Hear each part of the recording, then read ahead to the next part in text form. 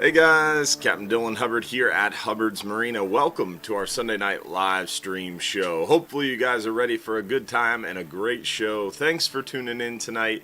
Remember, every Sunday night right here at 7:30 p.m. we do this live stream show and we give away $1,500 in free fishing trips. We give away a 5-hour half day for two, a 10-hour all day for two, and a 39-hour for one lucky winner. Thanks for tuning in and joining us tonight. We're going to always talk about what's going on now, what's coming up, and more. Plus, talk about what the weather's doing and answer your questions live during the show. First, want to give a shout out to our friends over at Gator Jim's Tackle, 3301 Pinellas Point Drive South in St. Pete. If you haven't stopped by to see our friends at Gator Jim's Tackle, you are missing out.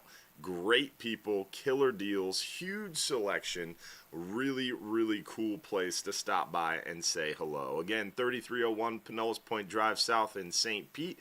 Stop by Gator Gyms today and tell them Hubbard's Marina sent you. Also want to give a shout out to our supporters out there. Our supporters group is only $4.99 a month to join on Facebook, and it gives you private access to our private supporters group, where you get behind-the-scenes info, some more connectivity, some more communication, and have a good time doing it. So think about the Supporters Club and join that supporters group because you get that private after show and so much more. Appreciate all the supporters out there who make what we do possible. Also want to, of course, give a shout out to those who have been sending stars to help fuel our show. Stars are a way for those on Facebook to help show their support, and it really helps us do what we do. So definitely want to make sure we give a shout out to all of those who have sent stars so far tonight, and super appreciate all of those folks. We had Brian Eakins with 50 stars, Todd Stutzman with 200, Larry White with a big 1,000. Thanks, buddy. LaShonda Brown, thanks for the 500. John Bull, Robert Riggs, Gary Camage, Troy Davis with a big 500. Terry Nakahoma with 50. Appreciate you, Terry. Thank you all very much for the stars and the fuel for the live show. And definitely appreciate everybody tuning in and hanging out with us tonight, of course, as well. With that, we want to also make sure we explain how to win free trips. If you want a chance to win some free stuff tonight, you do have to remember to comment on the Hubbard's Marina Facebook stream. So if you're watching on Instagram, on TikTok, on YouTube, you can watch there, but if you want a chance to win some free stuff, you do have to navigate over to Facebook, find the Hubbard's Marina Facebook page, make sure you give us a like or a follow, and then also make sure you find the live video and comment one time. It helps us out if you remember to share and also like the live video too. A lot of people watch the live show but forget to like the live stream, and every time you like it, share it, it helps us to reach more people, so we appreciate that. Also, once you've commented one time, you want to make sure you watch live, because you want to watch the entire show live, because when we give away the free trips, we will announce it on screen, and you've got 5 minutes or less to text us your full home address, and that phone number to text is right there on the screen. Also, if you have questions that you want answered live during the show, text it to the phone number on the screen, because we stream to Instagram, to TikTok, to YouTube, to Facebook, to Trovo, Twitch, and a lot of other places as well. So we don't always see all the comments rolling in because they come kind of fast, and we're streaming to so many different platforms and so many different pages. So if you have a comment that you want answered live during the show, a question, make sure you text it to the phone number on the screen. We had some more star senders we want to make sure we give a shout out to. Terry Nakahoma sent 500. Appreciate you. Phil Battisto, Richard Blazak, Lance Hall with a big 1,200. Thanks, buddy. Leonard Kuntz, James McCullum with a big 500. Thank you, buddy. Andy Moore as well. Thank you all for those stars. Also, want to make sure we get right into the photos and show you guys the photos of what we've been catching. The show kind of rolls the similar way every week. We start with the photos, show you guys what we're catching now. Then we get into the weather, show you what the weather's doing. Then we get into your announcements and then your questions. So remember, if you have a question you want answered live, make sure you text it to us. Stephen Batchelor, appreciate those stars. Robert Bush, appreciate you as well. All right, let's get into the weather. We're going to pop right over to the Hubbard's. Oh, excuse me, the photos. Sorry, Josh. Tricked you. We're going to get into the photos first and then the weather. So I got ahead of myself. So we're going to start inshore and show you photos of what we're catching inshore. Then we're going to work our way near shore and off and then get into the weather. Inshore right now, we've been seeing some nice flounder action. Dan the Fishman here. For those who missed Saturday morning's radio show, you missed a good one. We had Dan the Fishman in studio with us on the radio show. It was a good time talking kayak fishing, inshore fishing, and it was a good time hanging out with Dan. He did a great job, and it was cool to see him. Our friend Amy crushing the redfish out there on the beach. The redfish seemingly have picked up on the beach. Our beach fishing gurus have definitely been sending some more photos of the redfish as of late. We're also seeing some redfish around the bridge, around the jetty. So some redfish moving through John's Pass as well. Amy and Scott there showing off some nice reds. Amy showing everybody how it's done. Definitely some good action out there on the beach. And our buddy Dan the Fishman catching some around the mangrove shorelines, the oyster bars, the grass flats, and upper Bogosiega Bay inside John's Pass. Look at this stud redfish from one of our Salt Strong partners. The guys at Salt Strong been tearing up the redfish as well. As you can see, a really solid redfish bite this past week. Sheep's head too. Definitely still catching the sheep's head. It's warmed up. Water temperatures are creeping up, but the sheep's head have still been pretty constant, which is cool to see. And the snook are starting to turn back on as well. We're seeing the snook come out of the upper bay and back bay waters, creep back into John's Pass, and the guys fishing there around the pass, the jetty, the bridge, the dock lights are starting to see some snook. It's early. We're not seeing a ton of them, but it's definitely starting to pick back up for us.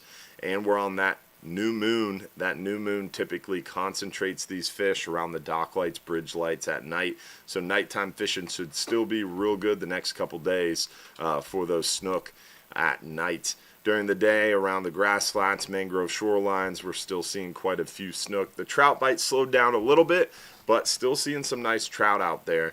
And definitely still impressive with the average size of the trout being pretty good as well. So good time out there inshore as of late.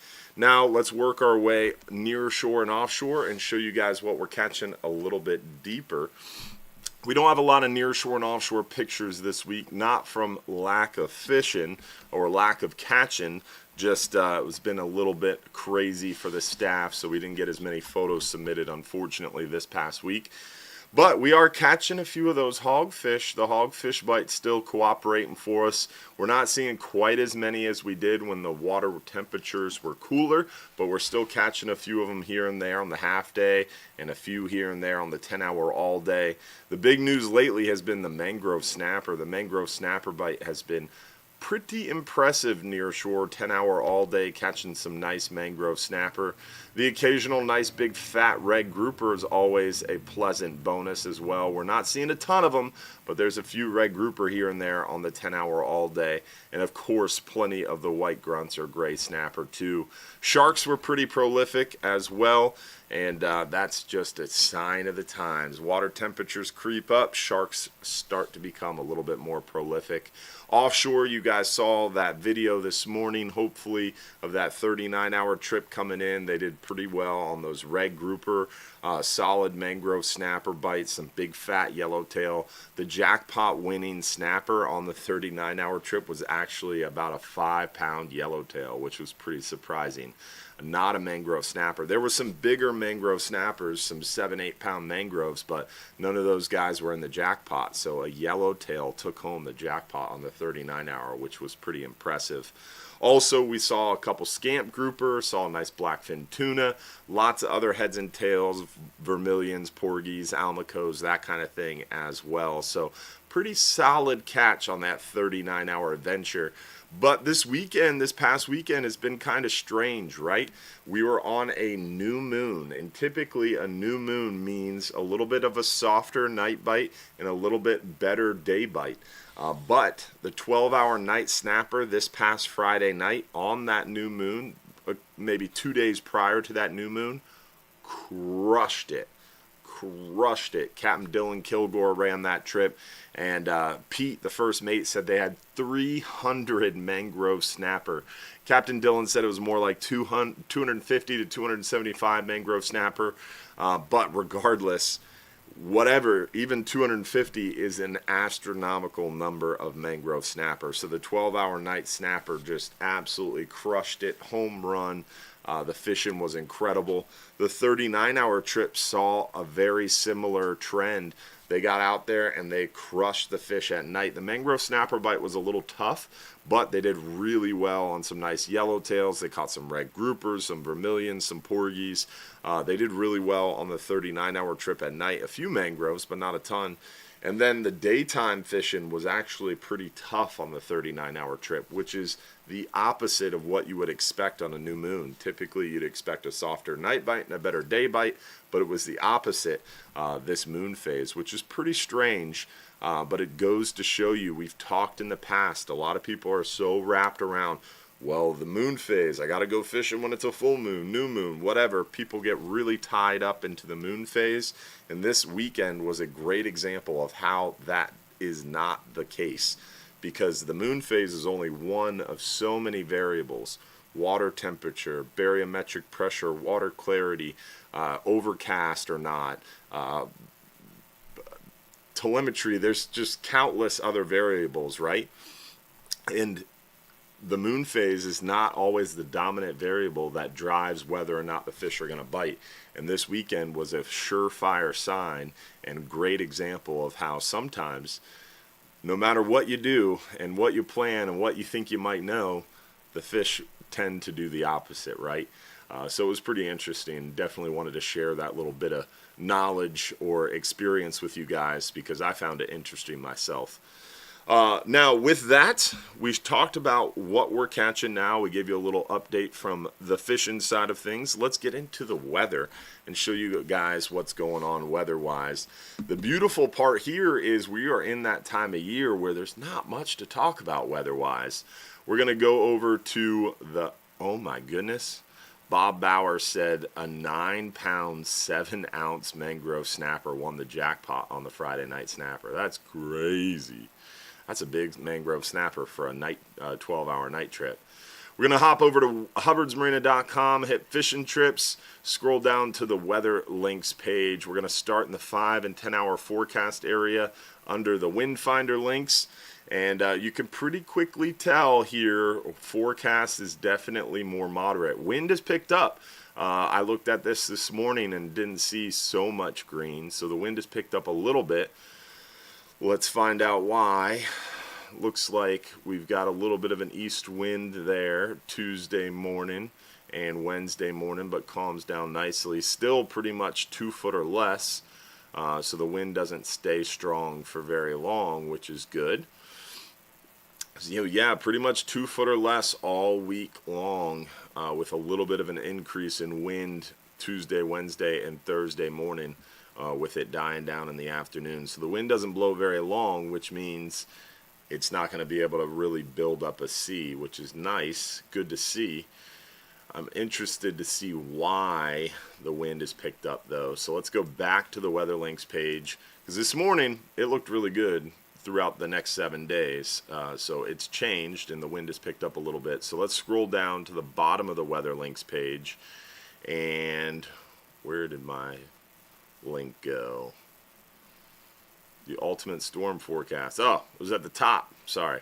The ultimate storm forecast link, spaghettymodels.com, Mike's weather page.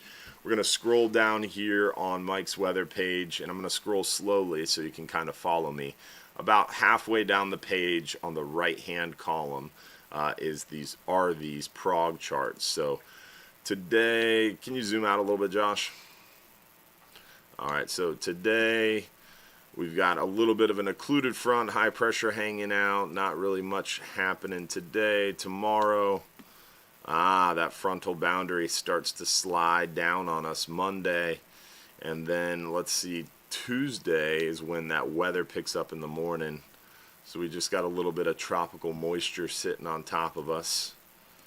And this is Wednesday, I believe. Yep. So that high pressure settles in. Wednesday, Thursday, Friday clears up. So that's why that wind's picking up. Pretty clearly see that this wind coming Tuesday is from that little low pressure trough, tropical moisture sitting on us Monday night into Tuesday, and then that high pressure settles in. And that high pressure doesn't look very strong, so that's why they're only calling for a few hours of wind in the morning. Pretty good news. I'd still say it's pretty moderate, right? I mean, 2 foot or less pretty much throughout the week on that nearshore report is pretty darn good. So we'll take it, and hopefully that won't get any more breezy for us, right? So looks like the best days to go fishing would probably be Monday or over the weekend. But during the week still is pretty darn good. It's not bad. It's just maybe a little bit more breezy through the week there. All right, so we had Richard Bedwell send us 1,000 stars. Thank you, Richard. Jason Richmond with 200. Appreciate you, man. Leonard Coots, David Smith, Stephen Batchelor. Appreciate all the stars, y'all. All right, so we hit the photos, the weather. Want to make sure we do our announcements as well. Don't forget, we've got another in-person event coming up. Those OCC Roadhouse events. We did our first one last month, or this month, I should say, April 15th. It was a great time, killer food, great location, and we had a really, really good time. A lot of people joined us, so it was successful. So we're going to start that every month, and moving forward, it's going to be the 4th Tuesday of every month. So that means in May, our next event is May 27th. At 7 p.m. May 27th at 7 p.m. OCC Roadhouse, myself, Capt Mike Anderson. It is going to be a blast. Josh just dropped the link in our Facebook chat, so make sure you join us there. Again, we'd love to have you click going or interested on that event. It helps us to spread the word. So definitely think about coming out and joining us Tuesday. Again, Tuesday, May 27th, 7 to 9 p.m. at OCC Roadhouse. Definitely going to be a great time. We're going to be giving away Bull Bay rods, Engel coolers, Real Animal swag, Hubbard's Marina swag. It's a blast out there. And the food is incredible. I don't know if I said that. Did I say that? I think I said that. But I'll say it again. Food is really good over there. So definitely come out and join us. Come early, grab a good seat. And for those who joined us April 15th, it was a little bit hard to hear in the back. This next event, we're going to set the speakers up more in the middle of the room, so it'll be easier to hear us no matter where you sit. So it'll be a little bit better audio quality, if you will. So we've talked about all the announcements. We've talked about, the other announcement. Guess what kicks off tomorrow, y'all? We have Best in USA, the USA Today Best of voting kicking off tomorrow. So the best charter boat in the country for the 4th year in a row we were nominated. And tomorrow at noon, the voting kicks off. So check in on our social media tomorrow. We're going to need everybody's help to start pushing the vote and get that number 1 spot for the 4th year in a row as the top charter boat in the country. So we'll need your help. Remember, tomorrow at noon it kicks off. What's going on, Captain Mike? How are you, buddy? Nobody does it better than Hubbard's Marina, baby. We are very blessed. Great team. Amen. And great people, great community behind us. So definitely couldn't do it without all of them. And we are pumped to have that nomination for the 4th year in a row. And we're ready to bring home another trophy, baby. I don't blame you. I get it. Yes, sir. How you doing, man? I'm good, buddy. I'm real good. I'm looking forward to a big week of fishing here. Can't wait. Yeah, it's going to be a good one. Weather is starting to pick up a little bit, but not terrible. Just a little bit of an east wind, and it doesn't look like it's very long-lived. And, man, the tarpon really starting to show up, buddy. They were thick Big in the time. past, man. That new moon Yeah. concentrated the bait around the bridge lights, and tarpon were busting. Are you guys seeing Yeah. that all over? Yep. Yeah, the Skyway Bridge is lit up. There's been some fish at Egmont already. The fight down at Boca Grande is good. So, yeah, it's happening for sure. It's our time. It's a weird year, man. Weird year. Tarpon early, sheep's head late, mackerel and kingfish seemingly. I mean, the king of the beach fishing apparently was not very good. The kingfish were here, they were thick, they were everywhere, and then like Tuesday, Wednesday before King of the Beach, they just started to thin out. And water temperatures, I mean, they got hot already. Yeah. Crazy. Yeah. Well, that'll do it. And we had what I thought was the perfect bait. I mean, we had big sardines at the Skyway Pier. I mean, big ones, like 8, Big 10 dogs. inches. Big dogs, big sardines, big pilchards, lots of threadies around, lots of white bait. So it was teed up for it. I almost went out there Wednesday on my charter, and all the reports I was getting was that the kingfish bite was tough. Yeah. So I was like, you know what? It was I'm just going to nuts. stay They were inshore. everywhere. And then all of a sudden, this past week, like midweek, it's seemingly calmed down. The winning fish of King of the Beach was like 43 pounds and change, and I know there was like a 41 pounder weighed in the single engine division, but there was something like one of the guys at Old Salts told me there was something like 150 boats fishing in Tampa Bay, and I think only like a handful of fish, like I want to say like 3 or 4, were actually caught and weighed in. Yeah, nuts. That's crazy. Yeah, normally that's crazy. winning fish a lot of times will come out of Tampa Bay, and it didn't for really sure. happen. Yeah, you just never know. Every year it's different. It's just hard to tell. It got warm really quick, and there's a lot of bait around, but there's a lot of bait to the north too, and that water temp's a little cooler. So Yeah, they'll follow that bait. They'll follow that water temp. yeah, Kind of run up there towards the Panhandle, and it is what it is. I mean, just gotta evolve. I'll tell you what else is off is the snook bite. yeah, I mean, we're catching some snook, but our snook bite is not great. yeah, It's really not, and it should be pretty epic right now. By the time we get to 1 May, it should be just on fire. And I think, for me personally, I mean, we're catching a few snook on just about every trip, but for me personally, the redfish bite's been better, and the big trout bite's even been better than that. yeah, So, I mean, we've got schools of redfish. We have a lot of singles running around too, so we're catching plenty of fish, even if we're not on big schools. But I got on a trout bite on Friday. I couldn't leave it. Like, I couldn't.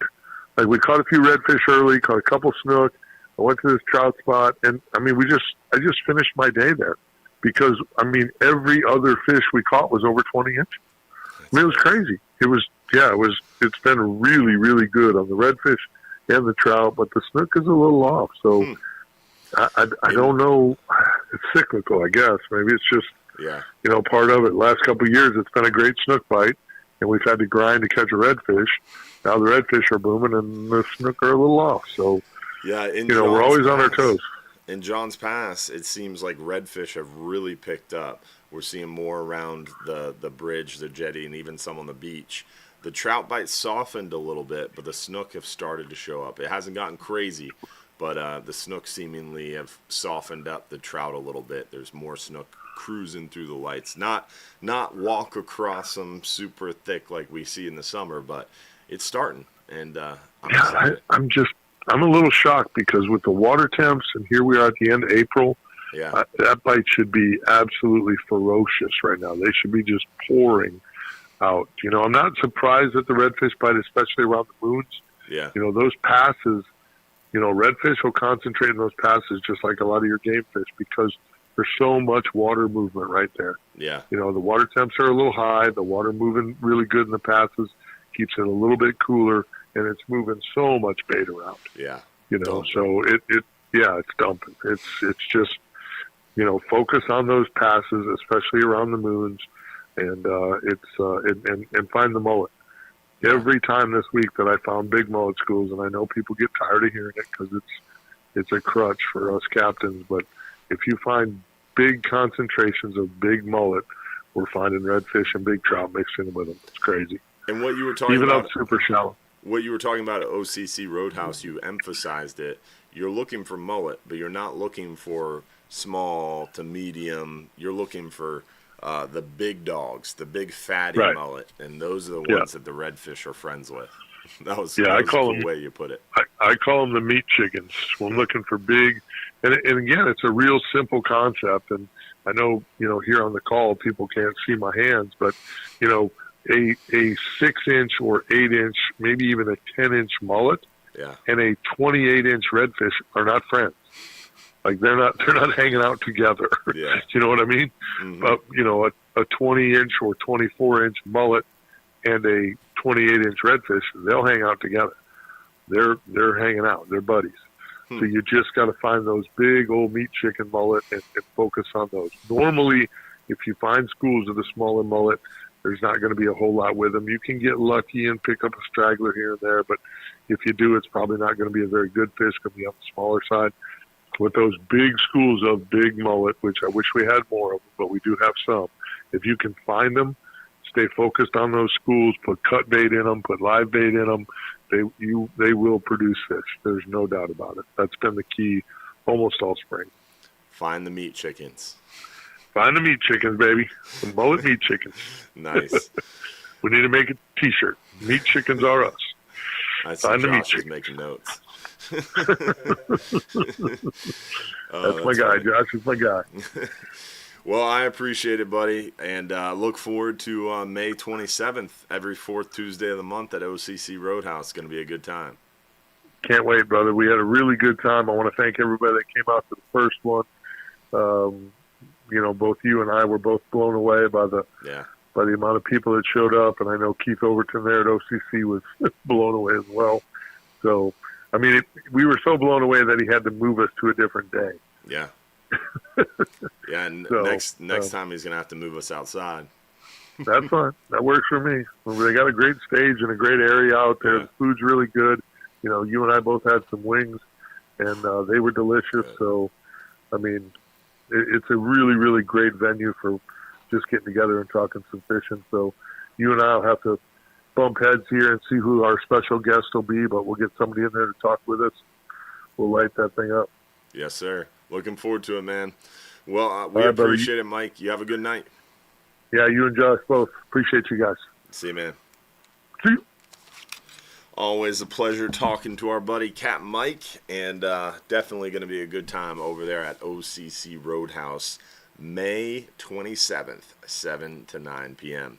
All right, let's get into your questions, and we are going to answer your questions live during the show. But remember, in order to answer your questions, you do have to text them to the phone number on the screen. So make sure if you have a question you want answered live during the show, drop it into that text chat for us, and we'll be able to get to your questions. Before we get there, Josh reminds me we have to show you guys one cool thing. Josh is going to take us on a quick tour. We are launching a brand new, redesigned, upgraded online store. Hopefully this week, we have moved our e-commerce platform to Shopify, and we are very excited to showcase our new Shopify e-commerce store. And like I said, it's not out yet, but shop.hubbardsmarina.com shop.hubbardsmarina.com is currently out there. You can visit it. You can online shop right now with us. But when we make the switch to this new site with Shopify, it's going to be even that much easier. And we just got some new hats in this week. We just got some brand new stickers in this week. And we're super excited to showcase all our new stuff here on our online store. Plus, we're going to be able to do some really cool stuff with this new online store and showcase more of our products a little bit more easily. And I'm excited. Hopefully you will be too. So stay tuned, and we'll be showing you guys more about all the cool stuff on our online store very, very shortly. So little sneak preview there of what's to come, hopefully this week, like I said. But We'll find out. All right, let's do a first giveaway of the night. Then we're going to get into your questions. Let's go ahead and give away. Let's do our 5-hour half day first tonight. 5-hour half day for 2 guests. Let's see who the lucky winner of the 5-hour half day for 2 guests is. Terry Eakins. Congratulations, Terry, from Port St. Lucie, Florida. Appreciate you for tuning in. Remember, you got 5 minutes or less to text us your full home address to the phone number on the screen so we can send you out that free certificate. All right, with that, let's get right into your questions and see what you guys got for us tonight. Remember, if you have a question you want answered live during the show, text us your question. When is red snapper season this year? The most commonly asked question every year, all year. It haunts me at night. It's June 1st. Every year, red snapper opens June 1st, and we are very confident that red snapper season should run through the end of August. 100% confidence. I was hoping that it would run into maybe mid to late September, because last year it opened June 1st and went to August 27th, and we left 30% of the quota uncaught.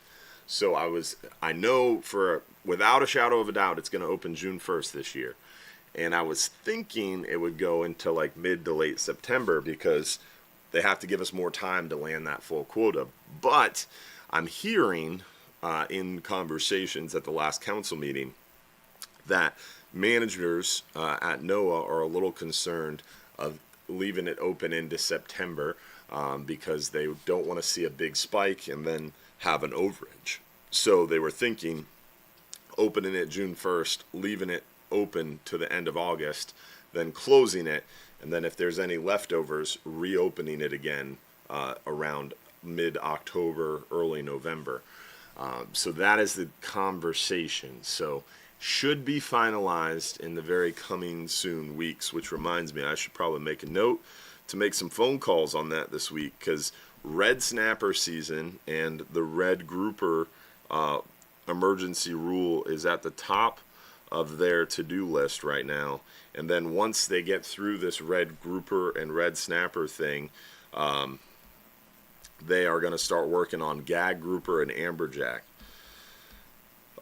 So it's pretty much crunch time as far as announcing our federal for-hire red snapper season. And the private recreational red snapper season for private anglers will be announced by FWC here pretty soon as well, because the FWC commission meeting, the next one is coming up, I think, in early May. I'm looking it up right now. So the next one is actually mid to late May. It's May 21st. And they will make that announcement probably prior to that meeting, if not during that meeting. So sometime in the next few weeks, the private recreational season will be announced. Our federal for-hire season should be announced, I would say, in the next couple weeks as well. Typically, it's pretty close together. They like to kind of keep them close together, I think, to confuse people, but whole different live show on that. What is better for top shot on braid? Mono fishing line or mono leader line? It's kind of personal preference. Some people like fishing a top shot of leader material, whether it's fluorocarbon or leader material. Me personally, I like tying a little bit of a shorter top shot. I don't go super long because I really actively fish. I can feel the bite, so I don't need quite as long of a top shot, because if I feel another line touching my line, I start cranking really fast, because I want to make sure if I happen to get tangled with someone, I want them to get tangled with my top shot. That's part of the reason you have a top shot. And it also, you want a long enough top shot that you have a shock absorber in there, a little bit of stretch. So I usually use maybe 20 foot at most. So generally I'm using leader material or fluorocarbon for my top shot. But that's my personal preference. Mono works great, and some of this newer high quality mono is just as good, if not better. So it's really personal preference as far as what you want to use for Top Shot. And whether you use mono or leader material, I don't think nowadays there's that much of a difference. Mono tends to be a little bit more stretchy, which works pretty well for that shock absorber. So if you're going to go short, mono is a good idea. I'm set for July's 39 hour and I want to troll on the way up. Do I need a sign for it? No. If you have a stern spot on a 39 or 44 hour, you have first right refusal to troll. If you don't have a stern spot, we generally just kind of see who wants to troll, and people try to fill in areas to troll. But remember, we're going bottom fishing. We're concerned with bottom fishing. Trolling is something that you can do on the way out if you'd like, but it's one of those things that it's not necessarily the focus of the trip. So you need to have a bigger reel to be able to retrieve that fish while the boat's moving, and it's kind of up to your own devices, right? So I always suggest to people, if it's your first time, if you don't do it a lot, come out and just enjoy bottom fishing. Watch people troll, see how it works. Then if you come out a second or third time, then maybe think about bringing some trolling tackle with you. But if it's your first time, do not think about trolling. Don't worry about it, because then you end up bringing all this extra stuff. You may not use it. Then you're super excited. You're trolling on the way out. You don't get enough rest. You end up falling asleep. You don't catch as many fish. So first time experience, do not troll. Even second time. Once you get experienced on the 39-hour trips, you've done a couple of them, then maybe think about doing some trolling. I saw a good question in there. I don't know which one it was, but they were asking about the Skyway Bridge. And they were saying, what's the timeline on shutting down the Skyway fishing pier? So someone did a YouTube video about this, and I was kind of pissed. Because it was a good idea, and I should have done it myself. The Skyway fishing pier is a bridge. So the old Skyway Bridge, I believe in the 70s, like 76, I want to say. I don't know. Maybe it wasn't the 70s. Maybe. When did the Skyway Bridge fall? Google that for me, because now it's going to bother me. But the Skyway Bridge was unfortunately hit by a vessel and a barge, and it fell. 1981. I was off. Is that right? No, that's not right. 1980. 1980 is when the bridge collapsed. A huge section of the Skyway Bridge collapsed when a big barge hit one of the fenders. And so when the bridge collapsed, unfortunately, people died. But they essentially cleaned up the collapsed area, built a new bridge. When the new bridge opened, they used the approaches of the old bridge as the fishing piers. So the Skyway fishing piers are actually bridge, old bridge that fell in the water in the 1980s.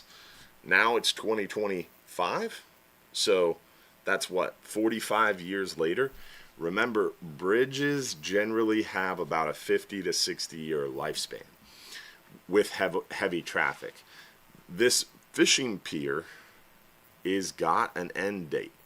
There is going to be a point in which the pier is reached a date in which the pier is no longer viable for car traffic.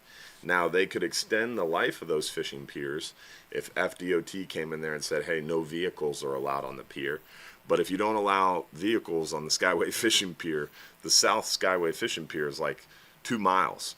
So getting to the end of it would be a real big bear if you weren't able to drive out there. So it's definitely a scary thing, but I think what's going to happen with the Skyway fishing piers is they're going to stop allowing vehicles to drive on it, probably within the next 10 years.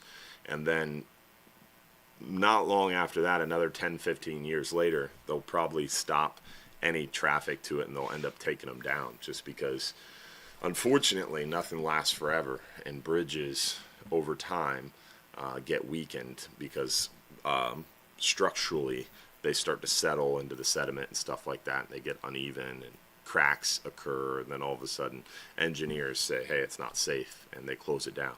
And FDOT, Florida Department of Transportation, has been saying for 5 years now that, hey guys, we're going to have to close that thing soon. Hey guys. So I wouldn't be surprised if it was the next 5 to 10 years that they said, hey, no more cars out in the Skyway fishing piers, or completely close them down.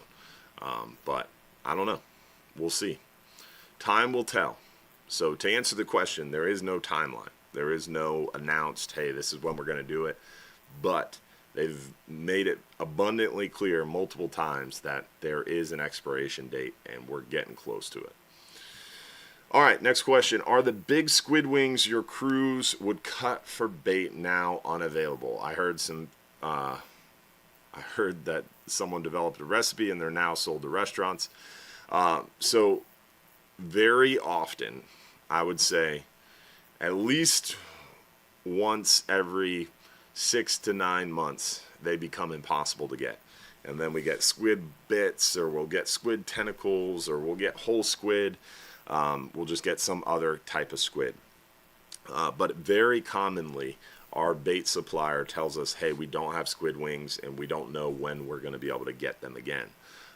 Sometimes the fishery changes. El Nino, La Nina has a big effect. Those big squid are caught off the coast of like Chile, down in the west side of South America, and unfortunately sometimes the water temperatures can shift, and then they just don't catch the squid, and then we don't get the wings. So it is common that they just become unavailable for long periods of time. Luckily, our bait suppliers, we've been using the same company for a really long time, and they kind of give us a heads up when they know that's coming, and we'll buy in super bulk. And we'll be able to weather the storm if it's not too long. But just recently, it was like 3 months we couldn't get squid wings, so we ended up using other squid options. Like we had whole squid, we had squid bits, we had squid tentacles, we had a bunch of different kinds of squid. But our goal was always to get the wings. It stays on the hook the best. We can cut it to size. It's what you're used to. It's what we're used to. And it's the most economically affordable. So we always try to get that in bulk. But there is no worries about restaurants buying up all the squid wings, thankfully. How hot does it get in early August? Very hot. It is Florida. And it starts to get warm in June, starts to get really hot in July. It kind of hits its peak August and September, and then October it starts to cool down a little bit. But it starts warming up. I mean, it's already started warming up. It starts to really preheat in May, June, and then it kind of hits its peak July, August, September. August and September are a little brutal sometimes, but out in the water it's a little nicer, and when the boat's moving around it cools you down a little bit. But yeah, it's going to be hot. It's going to be hot for sure. But the good thing is it also kind of scares people off too.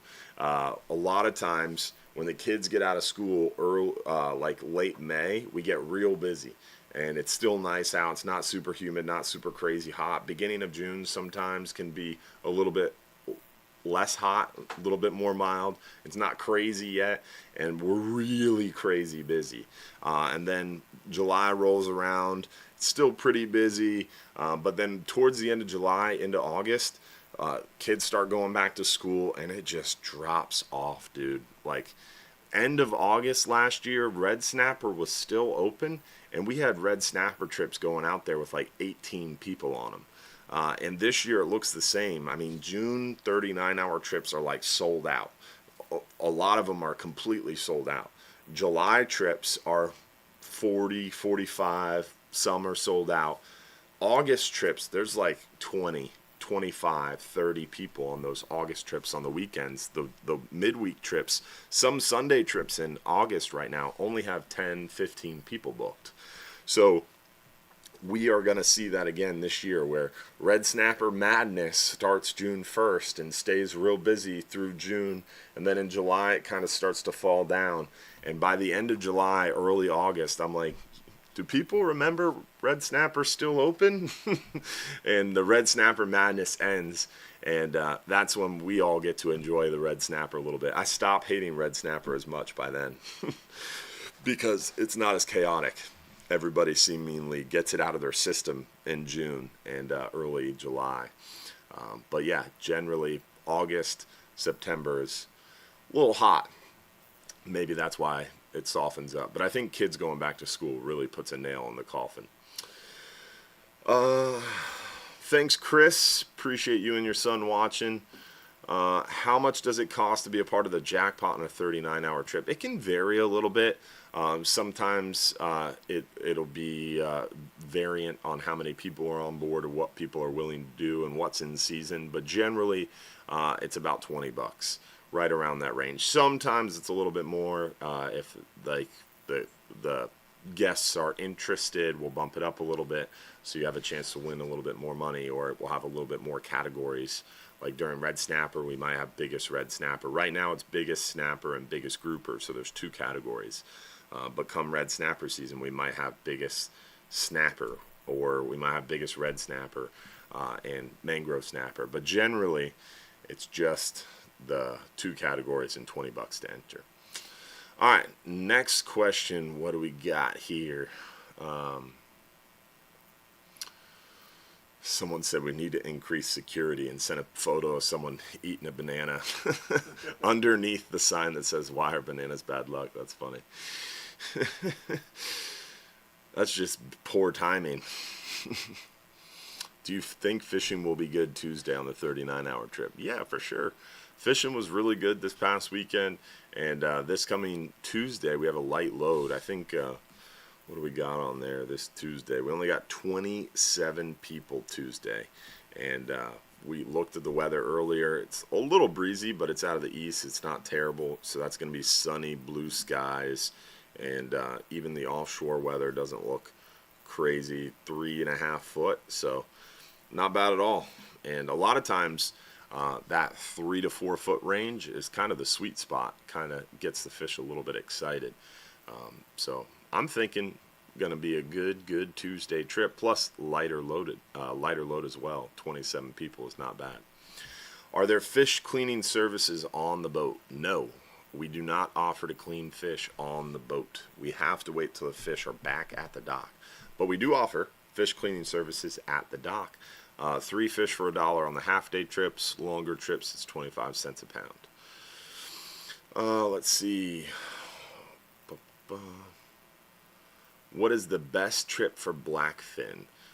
We generally see blackfin tuna when we're fishing about 100 foot of water or more. So generally 12-hour night, 12-hour extreme, 39-hour, 44-hour. Sometimes we see them on 10-hour all days, but it's not super common. So I would say if you want to get a blackfin tuna, most commonly we see them on the 39 or 44-hour trips where we're out there in deep water for a long time. But we do sometimes see them on the 12-hour night. This past Friday, the 12-hour night caught a blackfin tuna.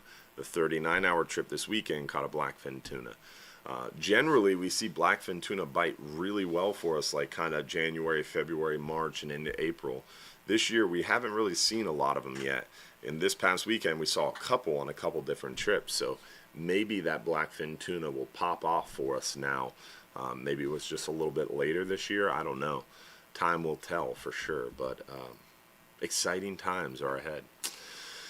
Let's go ahead and do our second giveaway of the night. Let's go ahead and do our 10-hour all-day trip. 10-hour all-day trip for 2 guests. And let's see who won that 10-hour all-day trip for 2 guests. Lucky winner is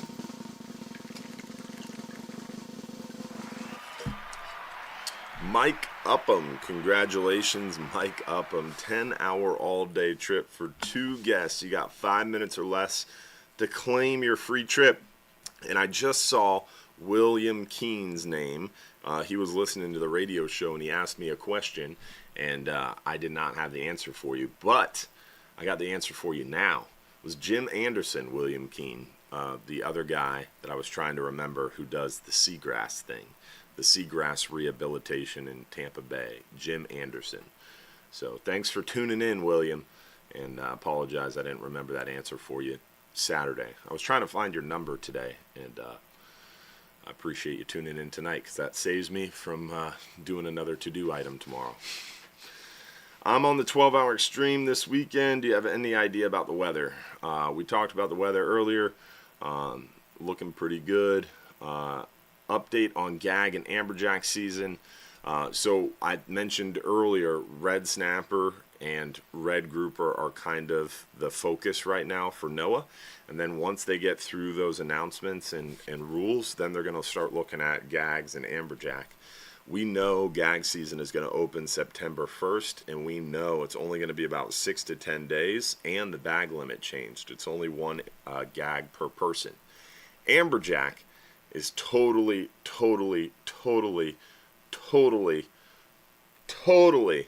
screwed up, man. It's really messed up. And it took a lot of personal restraint not to use an expletive because it's frustrating. They released the amberjack data, and MREP amberjack data shows that we overfished the ACL by 250%. So the quota was exceeded 250%. 2.5 times. If that preliminary data is not massaged, edited, or changed, we will not have an amberjack season at all this year. We were supposed to have amberjack open September 1st, and amberjack was supposed to be open September and October. That's what we've been telling everybody. That's what we expect. That's what the season is.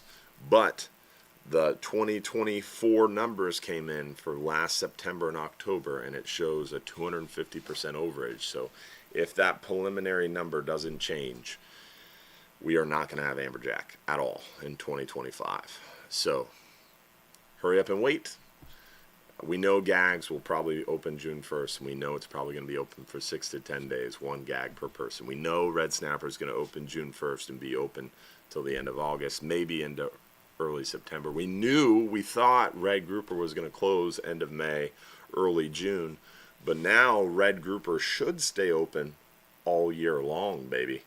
That's right, red grouper quota was doubled at this last council meeting. That was a really big win, something that I'm pretty proud of, but we got that done, so hopefully that holds true.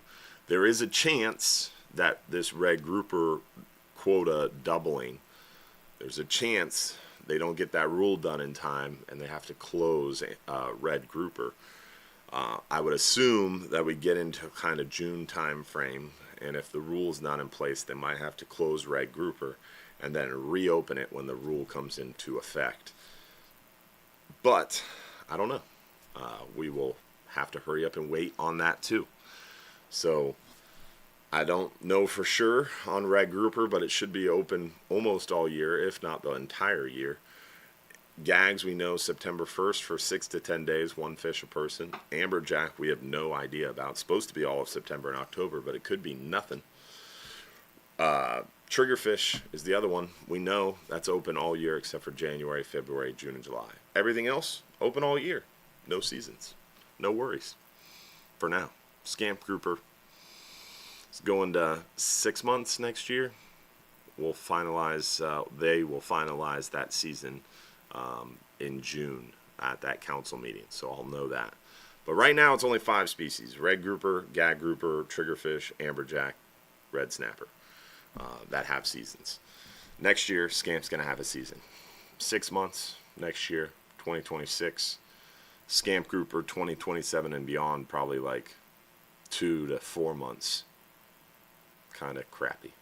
Another really big temptation to use an expletive. Richard Harcourt, appreciate those stars, buddy. Logan Gorman, appreciate the stars. Justin Heath, appreciate the stars. Scott Flynn, Don Shewitt with the big 1,000. Richard Bedwell with the big 1,000 stars. Jason Richmond as well, appreciate you, buddy. Thanks for all the star senders there. Let's see, next question. Best bait hook size for big scamp going on the 44-hour, May 9th.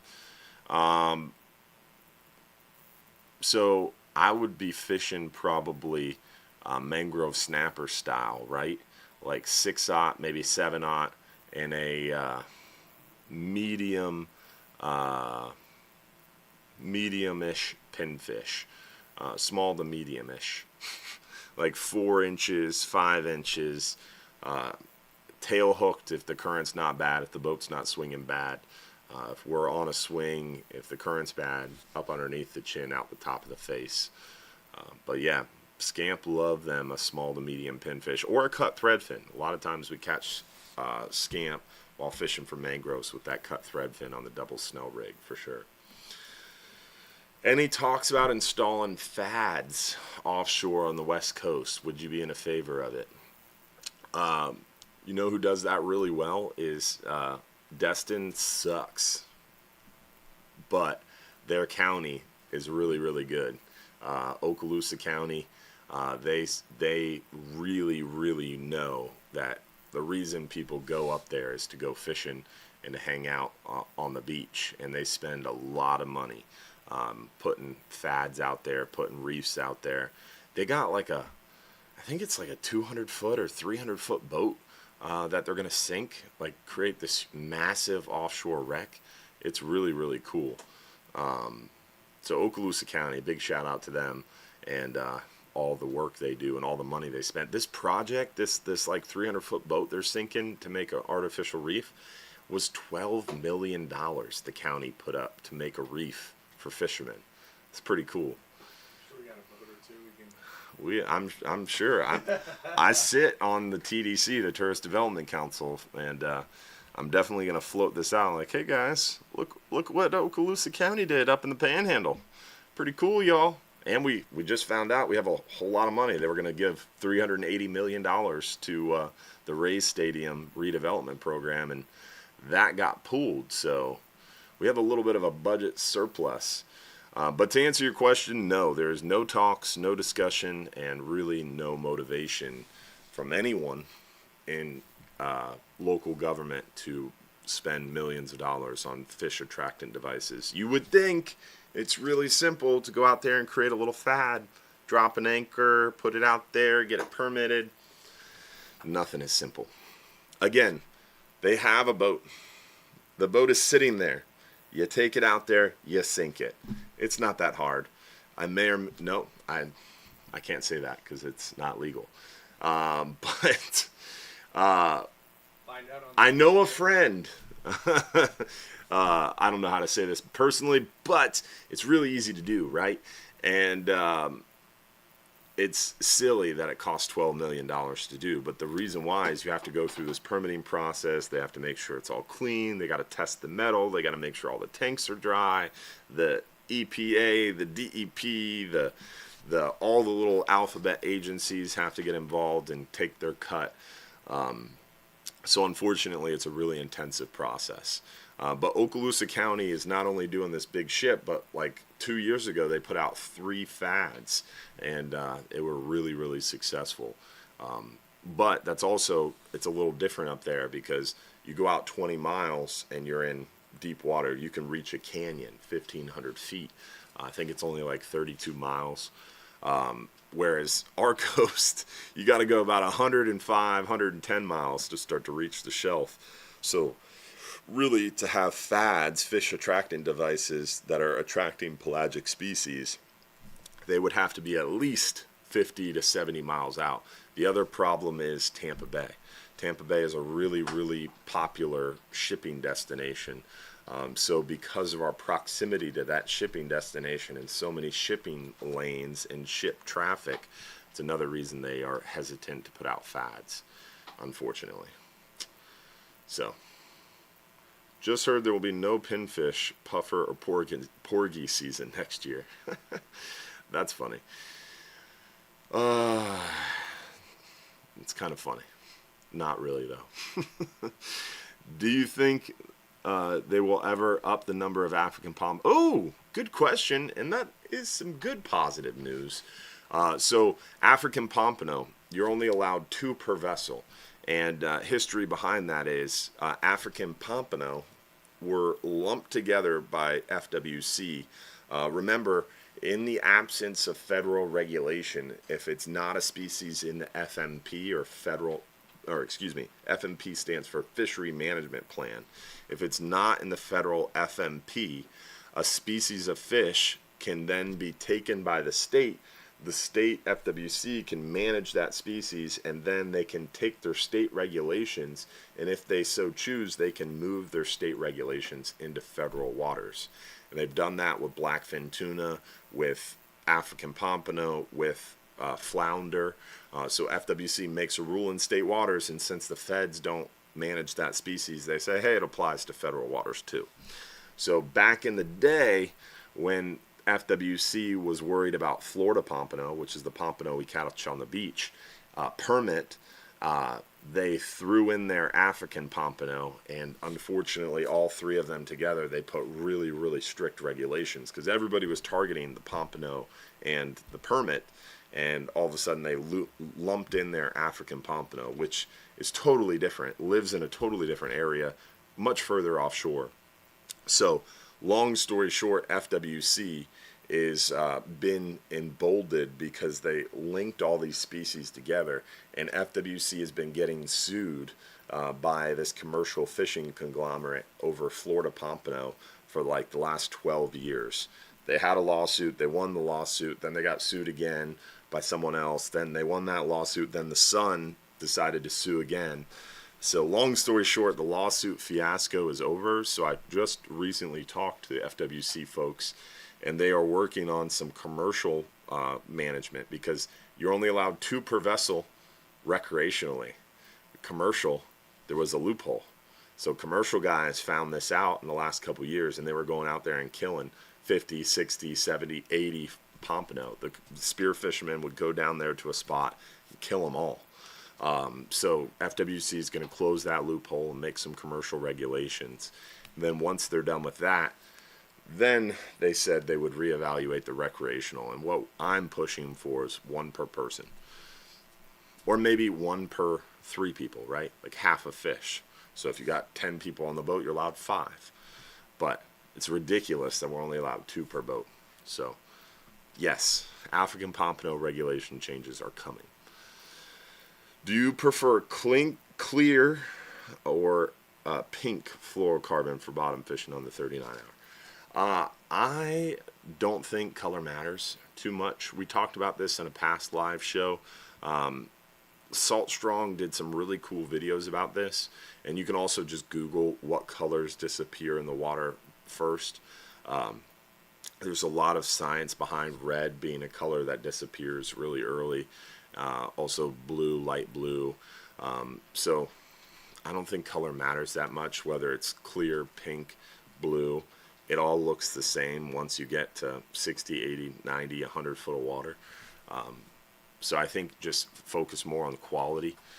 But me personally, I've always liked those like lighter blues or grays, just because it matches my reel. And also I think it just I think it looks better in the water personally. But clear pink has always been a popular. Everybody uses pink and clear. I've had white before as well. I really generally don't care. Whatever good quality line is at the tackle shop is what I get. Let's see. What's that next question? Next one down. Oh, yeah. I don't like that. So someone said, what do you think about this new thing? The governor is talking about not allowing people to randomly perform safety checks on boats. So for those of you unaware, if you're driving a vehicle down the road, a cop can't get behind you and pull you over for no reason. A cop has to have PC, probable cause. So a sheriff on the road, police officer cannot pull over your personal conveyance without probable cause. On the water, absolutely any reason. The cop can pull you over, does not need PC. So on the water, when you're driving a boat, you don't have that same right or same privilege or same protection. If a sheriff boat or an FWC boat pulls up on you, they can pull you over for whatever reason, anytime, any place, whatever. So recently in Florida, there's some talks from leadership about making the boats the same rules as the cars. That's all well and good, but the problem is it's already an issue. We don't have enough enforcement on the water from FWC. They're underpaid, they're understaffed, and it's really hard for them to enforce fishery laws already. So then if you make it to where they can't pull over a boat, how are they going to do their job? How are they going to come up with probable cause to stop a boat and check its catch? So I'm a little concerned, but it's also early on, and a lot of times when these kind of political gestures are made, then the bill has to start walking through legislation, and that's when it gets massaged. So I'm sure there will be some thought, hopefully, or at least we will try to inject some thoughts into making sure that it does not harm our ability to protect our fishery resources, for sure. We'll see. Time will tell. Let's see. What question do we have? What else do we got? Will Hubbard's Marina spool line on my reels? No. If you buy a reel from us, if you buy a brand new reel from us and you're going out on a 39-hour trip, we'll put some of our line on the boat on your reel, but we do not have one of those spooling machines. So if you bring us a reel and say, hey, can you put line on this for us, we do not do that. But we do have the line. We can help you if we're not super busy. I'm happy to show you. I'm happy to get it started for you. So we will help you, and we will show you how to do it. But we don't have like one of those fancy line spoolers. If you go to somewhere like Gator Gyms, they have it, and they do it really, really well. Do you still do the 10-hour trip if it's not full? Yeah, almost all the time. It's very rare. I mean, today the 10-hour was full because it's Sunday. But and Salt Strong put like 30 people on the boat. But generally, the 10-hour this time of year is 25, 30 people. Let's see, Tuesday's got 21 people on it, so nice light load, and yes, we still run the boat. We don't need the boat to be full. We just need enough to cover expenses. Often, we run not full. Preferably, we run not full. That's why I don't like red snapper. Everybody wants to fish for red snapper. Everybody waits to go fishing. We don't see people all year long, and then come June 1st, they fish with us 6 times in the month of June when the boat's slap full, it's getting hot, and there's just one species. Whereas you can come now, and this Tuesday we got 27 people on the boat, and you can literally catch everything out there except that one species. It's cool out, the weather's beautiful, fishing's great, and the boat's half full, less than half full. It's great. If Red Grouper is open in June, will the June 22nd 39-hour trip target mangrove snapper, red snapper, as well as Red Grouper? Yeah. If it's open, we're going to target it for sure. As far as color is concerned, does the same apply to hooks? Hooks are solid, so color I don't think really matters. And generally, it's either silver, like nickel, kind of black, or sometimes there's like red hooks you can buy. I've always stuck to like the nickel, the owner hooks, the Gamakatsu hooks. Those have always been my favorite. But maybe someone out there is like, hey, I really like this wild yellow hook I found. But me personally, I don't think hook color is super important because it's pretty much all the same, and it's a solid thing. It's not like you're trying to hide it in the water, right? You try to hide it in the bait. That's what you want to try to do, for sure. All right, what else we got? I don't think I missed any announcements. We have any pressing questions in there, Josh? No. We covered everything. All right. Well, we are at the end of the live show. Hopefully you guys enjoyed the show, and hopefully we'll see you again next week for another episode. Remember, every Sunday night, 7:30 p.m., we do our live stream show. So hopefully we'll see you again next week. Remember to tell your friends, and remember to come out and see us May 27th, 7 to 9 p.m. at OCC Roadhouse. So hopefully we'll see you every Sunday night. Hopefully we'll see you at the dock for some fishing. Hopefully we'll see you Tuesday night, May 27th. Also want to make sure we give a shout out to our friends over at Innovative Pools and Spa. We're about to give away that 39-hour trip for one lucky winner. And that 39-hour giveaway is sponsored by our friends at Innovative Pools and Spa. They bring you over 35 years of experience building pools in the Tampa Bay area, and they're continuing the legacy of their father's company, recognized as a top pool builder in the area. Plus, they continue to raise the bar in pool construction, design, and features.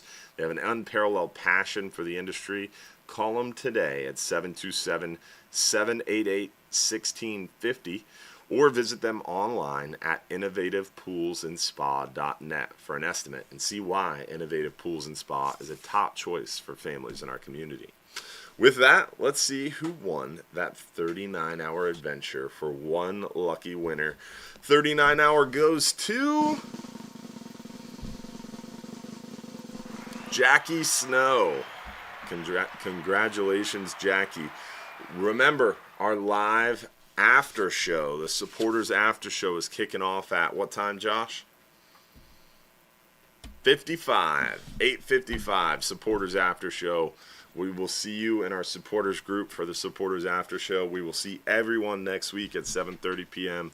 Thanks for joining us. Thanks for being a part of our Hubbard's Marina family. And don't forget, tomorrow, best charter boat in the country voting kicks off. You got to vote every day on all your devices. You got to get your kids. You got to get your sister, your brother, your in-laws. You got to get your girlfriend, your boyfriend, their kids, all the devices, the iPads, the laptops, the desktops, the cell phones. Got to vote daily on everything with everyone. Help us out. We need your help. Hopefully we're going to take home top charter boat in the country for the 4th year in a row, y'all. So voting opens tomorrow. We need your help, and we appreciate you helping make it possible, guys. We'll see you tomorrow. We're going to be doing some announcements on that, and hopefully we'll see you again next week for another episode. Thanks for watching, y'all. Tight lines. We're out.